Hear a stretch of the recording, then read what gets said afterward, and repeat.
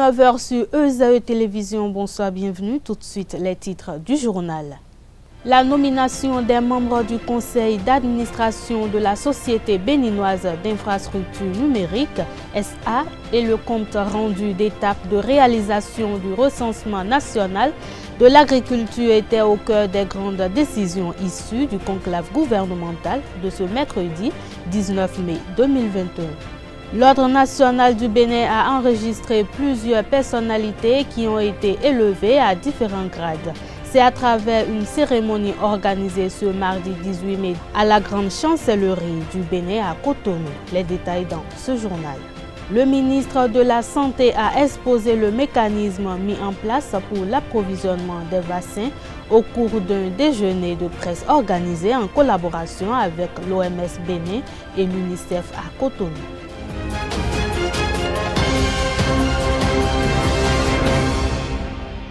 À nouveau, bonsoir. Le gouvernement a tenu ce mercredi 19 mai 2021 sa session ordinaire du Conseil des ministres en présence du chef de l'État, le président Patrice Talon.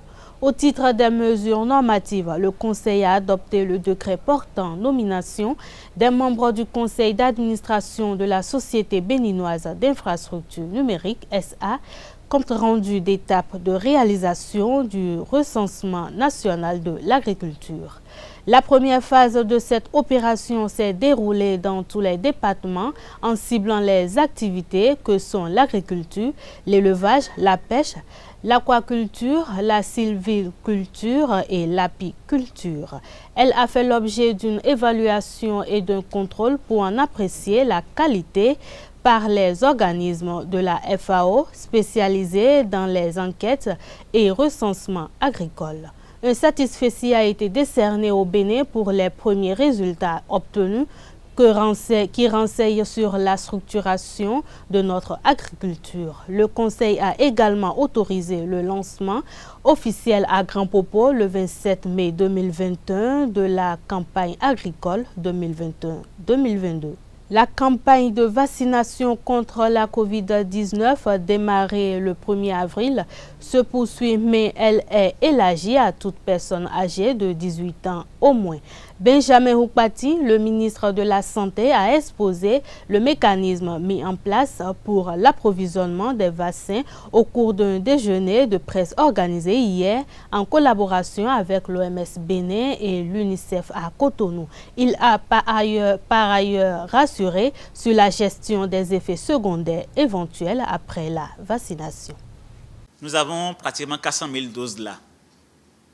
Nous avons 400 000 doses au début et comme lorsque nous lancions la réception du premier arrivage de l'eau du mécanisme COVAX, nous avions annoncé qu'il y avait pratiquement 800 000 doses qui étaient prévues pour le Bénin dans le cadre de ce mécanisme déjà. Et parallèlement, le gouvernement également s'est engagé pour l'acquisition d'autres doses. Et d'autres partenaires également se sont annoncés pour appuyer le Bénin, notamment la Banque mondiale, pour l'acquisition de doses supplémentaires. Tout ça mis en place devrait permettre de couvrir la population nécessiteuse de se faire vacciner. Vous comprenez aisément que dans la dynamique actuelle, on ne peut pas amener tous les vaccins dans le même temps, sachant pertinemment que lorsqu'on fabrique ces vaccins, il y a un délai de péremption et au début, actuellement, les délais varient de 6 mois à 1 an à peu près. Donc il faut les lancer, les commander et si ce n'est pas utilisé, vous imaginez les pertes qu'il pourrait y avoir. Donc oui, il y a 400 000 doses actuellement, mais les dispositions sont prises pour que dès que, ou bien avant même que ça ne finisse, qu'on puisse procéder à l'approvisionnement. Dans tous les cas de figure, le dispositif est lancé et dans les jours à venir, quiconque se présentera dans une France sanitaire âgée de plus de 18 ans se fera enregistrer, se fera soit administrer immédiatement sa dose de vaccin, le vaccin de son choix, ou obtiendra un rendez-vous pour revenir pour se faire administrer ce vaccin. Donc je voudrais rassurer l'ensemble de la population sur ce mécanisme, ce dispositif qui est en place pour leur permettre d'avoir leur dose de vaccin à temps. Les effets secondaires au Bénin, nous avons eu globalement on appelle ça des MAPI, des effets secondaires mineurs. Nous avons enregistré quelques effets secondaires mineurs qui passent par soit une petite grippe ou bien des maux de tête ou un peu de fièvre. Nous avons enregistré un seul cas d'effet secondaire moyennement sévère qui a été aussitôt admis au CNHU, mais pour lequel, je précise bien, le comité des experts a exclu totalement la responsabilité du vaccin. Donc, au décours de la vaccination, nous avons enregistré quelqu'un qui a présenté un effet secondaire qui paraissait un peu sévère, mais pour lequel l'enquête qui a été menée par le comité des experts a permis d'exclure entièrement la responsabilité du vaccin. Donc, tout ce mécanisme de suivi et de surveillance des effets secondaires est en place. Et c'est ça la pharmacovigilance qui est indispensable lorsqu'on met en place ces vaccins ou bien on met en place un nouveau médicament. Donc, en cas de manifestation d'effets indésirables, le dispositif en place, il y a des hôpitaux qui sont identifiés, notamment le CNHU, pour ceux du Cotonou. Quand vous avez un effet indésirable, vous allez au CNHU, automatiquement vous êtes soigné totalement et gratuitement. Gratuitement, je le précise. Donc, le gouvernement a mis en place un dispositif pour soigner tous les cas d'effets indésirables liés à la vaccination de façon totalement gratuite. C'est ce qui est en vigueur jusque-là et ça va continuer. Le ministre Benjamin Nkpati a également insisté sur la nécessité du respect des gestes barrières, mais après la vaccination d'une part et d'autre part, la réalisation des tests de dépistage aux voyageurs à l'entrée comme à la sortie du territoire béninois. Les gestes barrières et la vaccination. Qu'est-ce que le vaccin nous fait? Lorsqu'on vaccine quelqu'un, on est aujourd'hui à 100% assuré que cette personne ne développera pas de forme grave de la maladie. Pour tous les types de vaccins que nous avons. Parce que c'est là le vrai défi. Vous savez, depuis 1 an que nous affrontons cette pandémie, la plus grande frayeur que chacun de vous, chacun de nous, avons eu et continuons d'avoir, c'est d'entendre les sirènes des ambulances en train d'aller et de venir sans arrêt entre Alada, Cotonou, à Parakou, au centre de traitement de l'école de police. Parce que c'est là où nous traitons les formes graves. Et est-ce qu'on en arrive à saturer ces centres? Vous comprenez aisément qu'il y a un problème qui se pose. Donc, 100% d'éviction de formes graves, première chose, mais également une réduction drastique des formes symptomatiques, dont le pourcentage varie en fonction des types de vaccins. Donc déjà, il y a ça qui est là. On n'a pas dit qu'on ne peut pas faire la maladie, pas du tout. On peut le faire de manière asymptomatique dans un certain pourcentage de cas, ou de manière symptomatique, mais sans forme grave. Donc c'est ça que le vaccin apporte. Vous comprenez donc aisément que si on peut faire la maladie, même en étant vacciné, il est indispensable qu'on continue d'observer les gestes barrières pour se protéger et pour protéger également les autres. Donc c'est ça le premier aspect. Le deuxième aspect, tout le monde n'est pas encore vacciné. On n'a même pas encore 1%, même pas, c'est une infime partie, là actuellement au Bénin. C'est pour ça que la protection de soi-même et des autres demeure indispensable. Il faut que le respect strict des mesures barrières soit toujours d'actualité. Alors, pourquoi faire la vaccination et continuer à payer les tests de Covid? Évidemment, j'ai dit que la vaccination n'empêche pas de faire la maladie, donc quand même, il faut continuer à faire la surveillance des frontières pour éviter qu'il y ait les propagations. Quand quelqu'un est malade, on ne lui dit pas de circuler, d'aller partout, non. Donc, il faut continuer à faire les dépistages au niveau des frontières, contrôler les frontières et la plateforme aéroportière, les frontières terrestres également, pour nous assurer que ceux qui circulent, les populations qui circulent ne sont pas des propagateurs de virus, surtout que les mouvements de population sont des sources potentielles de dissémination des variants qui sont là aujourd'hui. L'Ordre national du Bénin a enregistré plusieurs personnalités qui ont été élevées à différents grades. C'est à travers une cérémonie organisée mardi 18 mai dernier au siège de la Grande Chancellerie du Bénin à Cotonou. Les ministres Jean-Claude Roussou de l'Énergie, Salimane Karimou des enseignements maternels et primaires, Maouyon Kapo des enseignements secondaires techniques et de la formation professionnelle, Éléonore Yaïla Dekan de l'enseignement supérieur et de la recherche scientifique, Benjamin Oukpati de la santé, Séverin Quenom et Alain Orunla de la communication et de la poste ont accédé à divers grades de l'Ordre national du Bénin. Le porte-parole du gouvernement, Alain Orunla, a reçu la médaille de commandeur de l'Ordre. Le ministre de l'Intérieur et de la Sécurité accède au grade supérieur. Sakalafia a été fait Grand Croix de l'Ordre national du Bénin, la plus haute distinction de l'Ordre. Des collaborateurs du président de la République ont été également décorés dans l'Ordre national. Il s'agit du secrétaire général de la présidence de la République, Pascal Irénée Koupaki, et du directeur de la communication à la présidence de la République, Wilfrid Léon Houbadji. Les 7 ministres et 2 collaborateurs du chef de l'État, Patrice Talon, ont été distingués pour services rendus à la nation. Le Festival international de théâtre du Bénin survivra malgré la dissolution de l'institution qu'il a organisée sur 14 éditions. C'est l'essentiel à retenir de la rencontre entre le ministre de la Culture, Jean-Michel Abimbola, et les acteurs du théâtre béninois. L'autorité ministérielle expose les objectifs du Centre national de théâtre, la CNT, le 18 mai à la salle VIP de son département. Carles Kitome était de la partie. Il nous propose ici un extrait des propos du ministre. Ils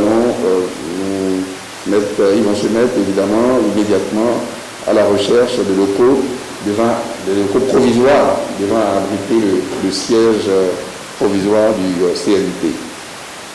Nous ferons immédiatement, entre autres choses, des diligences pour mieux préparer l'organisation de la prochaine biennale qui pourrait être, si on y arrive, mais sans se précipiter, 2022, sinon en tout état de cause au plus tard 2023.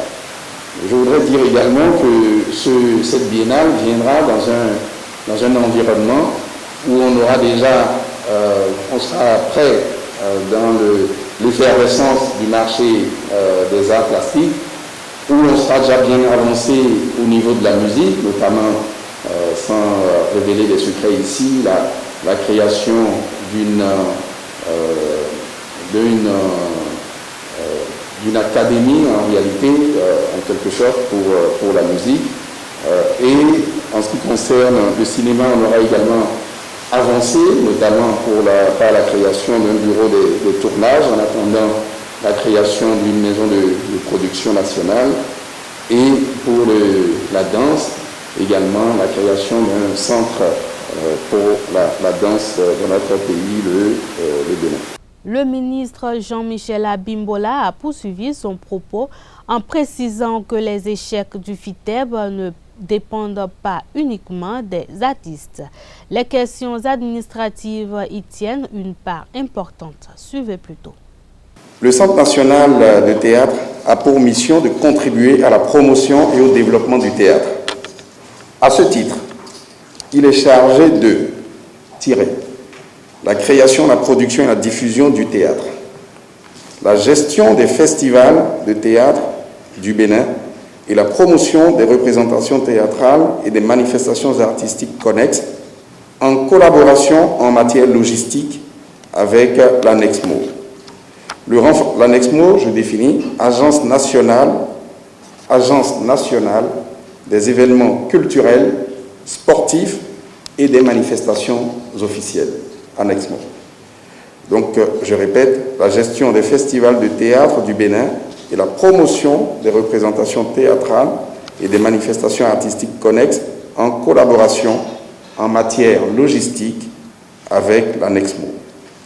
Un autre tiret, le renforcement des capacités et l'encadrement des acteurs culturels dans le secteur du théâtre.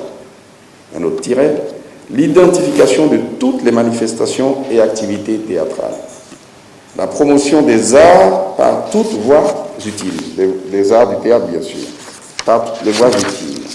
L'approfondissement des échanges culturels entre les pays d'Afrique et le reste du monde par l'accueil, la diffusion de spectacles, l'organisation de conférences, de colloques, d'ateliers, d'expositions et de foires. Et enfin, l'aide à la médiation culturelle. La police républicaine invite les populations à lui fournir des informations relatives à la présence d'armes ou de munitions sur le territoire national. Une récompense pouvant atteindre 1 million de francs CFA est prévue pour tout informateur. Selon un communiqué de la police républicaine, des informations persistantes font état de la circulation illicite d'armes et de munitions sur le territoire national. Dans le cadre de sa mission de protection et de sécurité des personnes et des biens, la police républicaine invite à cet effet toute personne ayant connaissance de caches d'armes ou de munitions à se rendre dans ses locaux ou à joindre ses services compétents contre une forte récompense pouvant atteindre 1 million de francs CFA, indique le communiqué. La police invite à signaler également tous individus et mouvements suspects et à lui fournir en tout lieu et en toute circonstance toute information susceptible de garantir la paix et la cohésion sociale. Spiritualité dans cette édition. Suite à la publication de certaines images depuis plusieurs jours sur les réseaux sociaux et qui portent atteinte aux cultes endogènes, les revenants dénommés Egungun, Sylvain Kwasi nous a accordé une interview pour situer les responsabilités. Suivez-le au micro de Chaka Maouyon d'Almeida.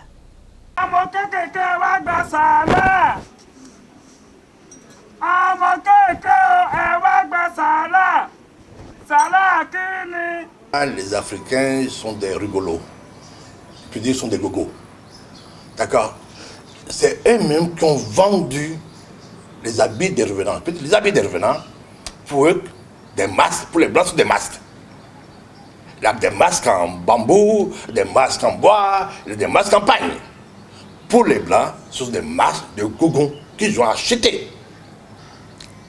En Afrique, au Bénin, au Nigeria, partout. Nos balais ont vendu, les enfants des balais ont vendu. À la mort de leurs papas, ils ont vendu les revenants dans nos couvents, ça on le sait. Quand tu vends l'habit de ton ancêtre, ton fétiche qu'on appelle le gougon, à un blanc, qui le conserve dans son musée, il faut lui dire merci. Ne jette pas des pierres des années plus tard. Le criminel, c'est toi le criminel. Mais l'habit, avec le temps, peut prendre le coup des moisissures. Nous aussi, on sait, dans nos couvents. Et chaque année, pour faire le somme du gougon, on ramène les habits pour les mettre à l'état. Ou bien, c'est ça qu'on fait. Mais ces femmes qui sont des couturières, en quoi elles profanent le gougon? Le gougon, aujourd'hui, les Béninois, les Andoyom, ils diront que le gougon se résume à l'habit. Non, moi je suis initié. Je sais ce que c'est que le gougon. Le gougon n'est pas l'habit, le gougon n'est pas le kaleta, le gougon n'est pas le masque. C'est quelque chose de sacré que l'œil ne voit pas. L'œil ne voit pas le gougon, l'œil ne voit pas le mort. Parce que la tradition dit que Mekouin Maou, c'est la personne qui meurt qui voit Dieu. On ne voit pas Dieu. Mais nos ancêtres, ils ont eu l'autorité auprès du divin que le fils qui est parti de l'autre côté, qui est rentré dans le jour, si nous sommes dans la nuit, on peut le ramener pour bénéficier de son expérience, pas terrestre, de l'autre côté, pour nous guider, parce que il devient une boussole. Il a vu là-bas. Et puis nous dit, ah, ne faites pas ça encore. Si vous faites ça, vous irez là-bas. Mais c'est ça. Mais c'est pas quelqu'un de physique qui est le gougon. C'est l'entité qu'on ne voit pas. Donc c'est pas l'habit. Si on accepte que c'est l'habit, Donc Gougou devient quel état? Il n'est plus sacré. Donc, tous ces Béninois, ignorants, qui parlent, qui font ces critiques aujourd'hui, ce sont des ignorants qui sont pas initiés. Le Gougou se trouve au couvent. Et beaucoup de lycées même, dans les vrais couvents, ils ne voient pas le Gougou aussi. Non. D'accord? Donc, il faut qu'on arrête ça. Et quand on va chercher les Gougous pour la première fois, dans le culte qu'on fait dans la forêt, il y a quelqu'un qui sait qui sait comment ça se passe. Donc, ce n'est pas l'habit. Non, ce n'est pas l'habit. D'accord? L'habit, c'est un masque. Gardons le sacré, bon, respectons le sacré, ne tombez pas dans ça. C'est pour ça que je suis contre. Quand on me dit souvent que le vaudou est culturel, je dis non.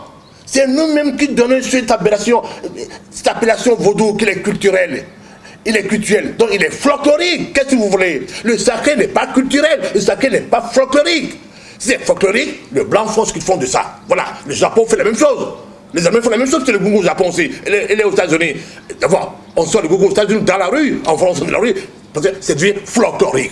Et c'est nous-mêmes, nos responsables politiques, nos gouvernements, qui déclarent que le vaudou est folklorique. Il n'est pas folklorique, le vaudou est sacré. Le vaudou, c'est ce qu'on ne voit pas. C'est Dieu à nous.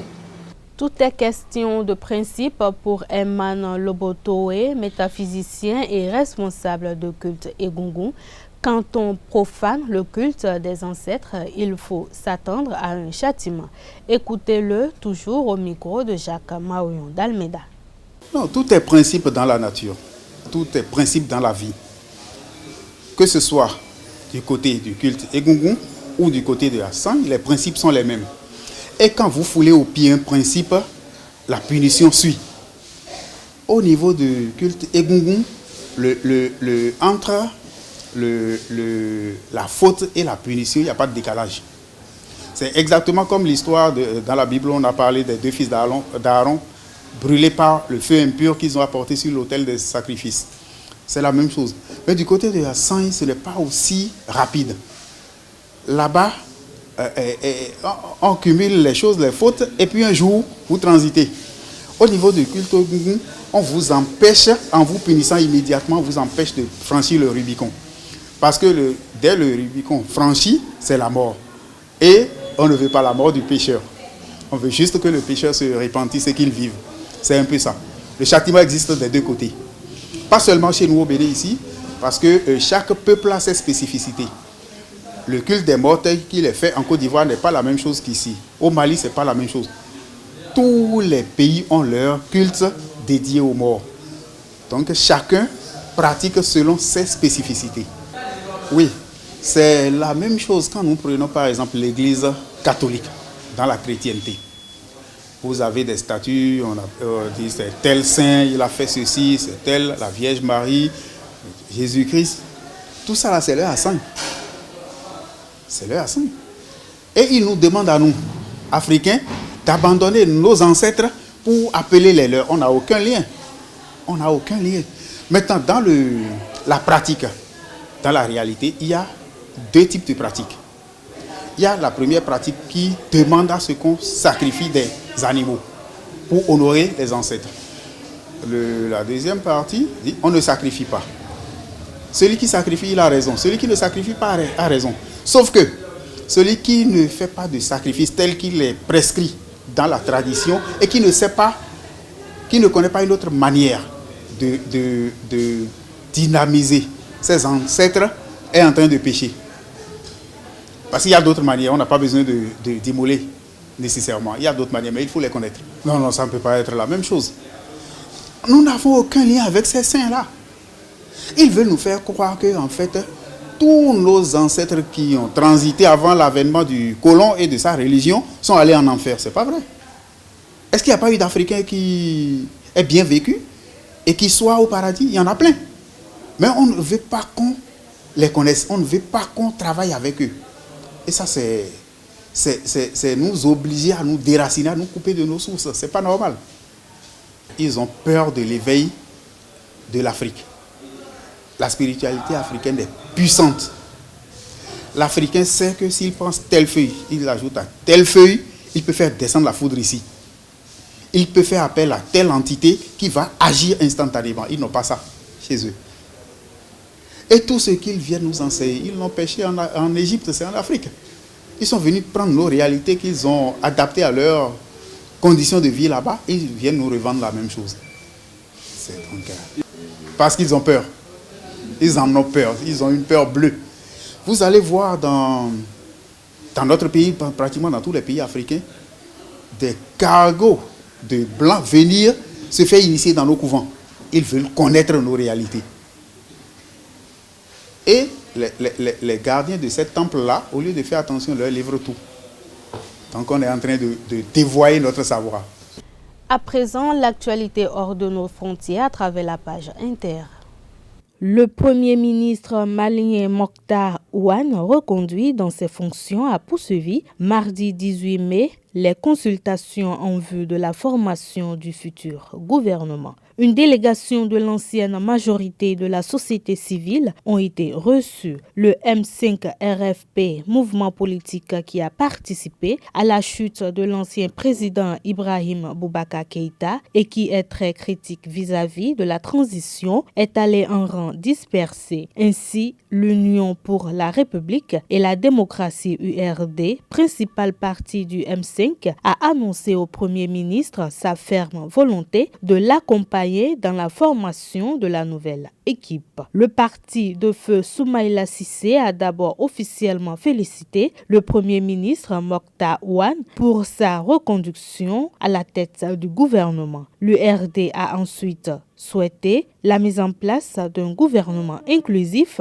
avant de se déclarer disponible pour la suite des événements. La pandémie de Covid-19 a plongé l'an dernier le continent africain dans une récession sans précédent. Les pays africains ont besoin de financer leur relance, mais contrairement aux grandes puissances, ils n'ont pas les mêmes capacités. Le sommet de Paris consacré à la relance de ces fragiles économies, à la question de leurs dettes, à la crise sanitaire s'est achevé ce mardi dans la soirée. Les participants à la conférence qui a réuni une trentaine de dirigeants africains et européens ainsi que les grandes organisations économiques internationales ont promis d'aider le continent sur le plan sanitaire. Ils se sont prononcés en faveur de la levée des brevets afin de favoriser la production sur le continent et la vaccination massive. Notons que le sommet consacré au sauvetage des économies africaines est une tentative de repositionner la France en Afrique. Et pour finir en Espagne, plus de 8000 Marocains ont traversé depuis lundi 17 mai la frontière avec l'Europe pour arriver à Ceuta, l'enclave espagnole au nord du pays. L'Espagne, qui a donné ces chiffres mardi, assure avoir envoyé la moitié d'entre eux au Maroc et annonce l'envoi de nouveaux renforts des forces de l'ordre sur place. Cette arrivée massive de migrants intervient sur fond de crise diplomatique majeure entre les deux pays. Madrid a donc appelé l'armée en renfort à Ceuta mardi pour tenter d'empêcher ces milliers de migrants d'entrer sur ce territoire qui, depuis un quart de siècle, est le lieu de toutes sortes d'entrées illégales. Mais jamais à ce jour, on n'avait assisté à des arrivées aussi massives. Et voilà, ce sera tout pour cette édition. Merci de votre aimable attention. Passez une excellente soirée en compagnie de nos programmes sur les www.ezetv.bg. Bonsoir.